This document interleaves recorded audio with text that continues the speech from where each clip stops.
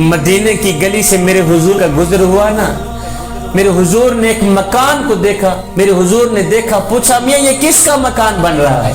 کسی نے کہا حضور فلاں انصاری کا مکان بن رہا ہے، فلاں انصاری کا مکان بن رہا ہے۔ خیر میرے حضور دیکھ کر آگے چلے گئے۔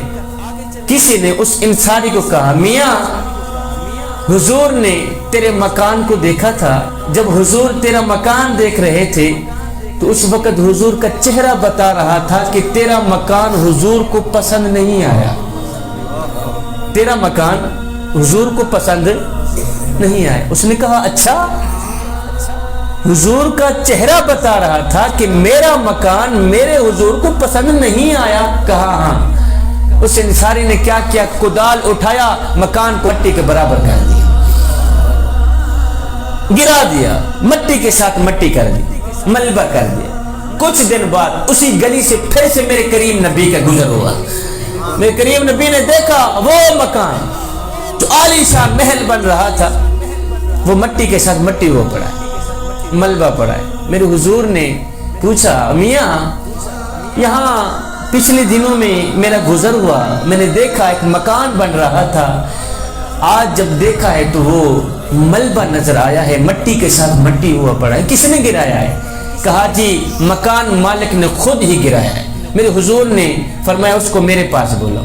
انصاری آ گئے، کہا جی حضور قربان جائیں آپ کے نام۔ میرے حضور علیہ السلام نے فرمایا او میاں تیری گلی سے میں گزرا تھا، تیرا ایک مکان بن رہا تھا، اب جب کچھ دن بعد گزر ہوا تو دیکھا کہ وہی مکان مٹی کے ساتھ مٹی ہوا پڑا ہے، ملبہ پڑا نظر آ رہا ہے، تیرا مکان کس نے گرایا ہے؟ اس نے کہا جی میں نے گرایا اور اپنے ہاتھوں سے گرایا ہے۔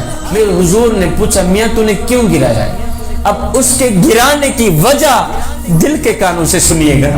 میرے حضور نے پوچھا میاں تیرا خوبصورت مکان بن رہا تھا، اب جب کافی دن بعد اسی گلی سے میرا گزر ہوا تو میں نے دیکھا کہ وہی مکان مٹی کے ساتھ مٹی ہوا پڑا ہے، یہ مکان کس نے گرایا ہے؟ اس نے کہا جی میں نے خود ہی گرایا ہے اور اپنے ہاتھوں سے گرایا ہے۔ میرے حضور علیہ السلام نے پوچھا میاں تو نے کیوں گرایا ہے؟ میاں تو نے کیوں گرایا ہے؟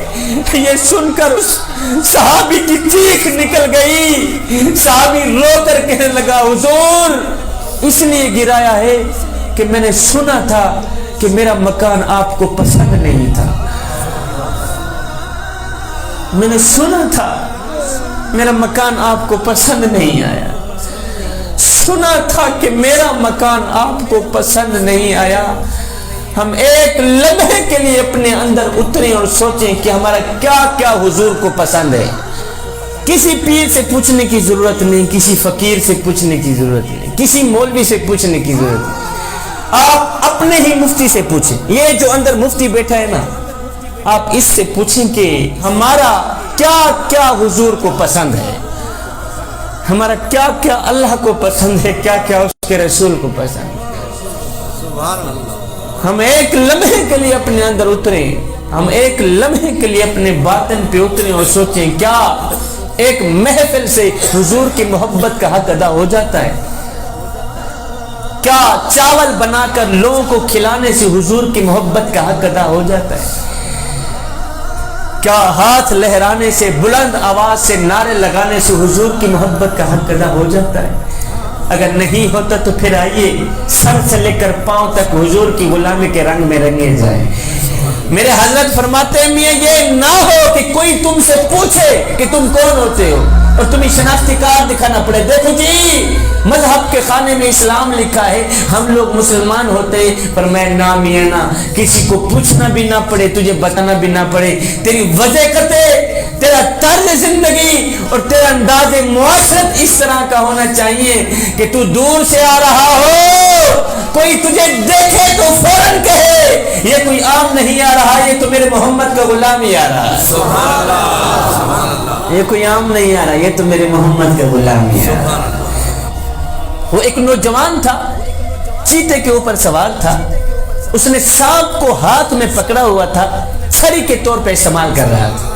کمال کی بات یہ تھی کہ یہ سانپ اور چیتا دونوں اس نوجوان سے بڑے ہی لاڈ اور پیار کرتے چلے جا رہے تھے۔ جا رہے تھے آگے حضرت شیخ سعدی نے جب اس نوجوان کو چیتے پہ سوار ہوتے دیکھا، حیرانی کے عالم میں گمسم ہو کر شیخ سعدی نے پوچھا، نوجوان، اور چیتا بھی انسان کا دشمن، سانپ بھی انسان کا دشمن، اور یہ دشمن ہو کے تیرے ساتھ لاڈ اور پیار کرتے چلے جا رہے ہیں، کیا ان دونوں نے تیرے ساتھ دوستی لگائی ہوئی ہے؟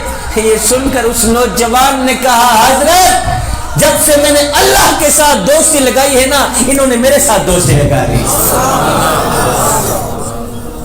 جب سے میں اللہ کا بنا، یہ میرے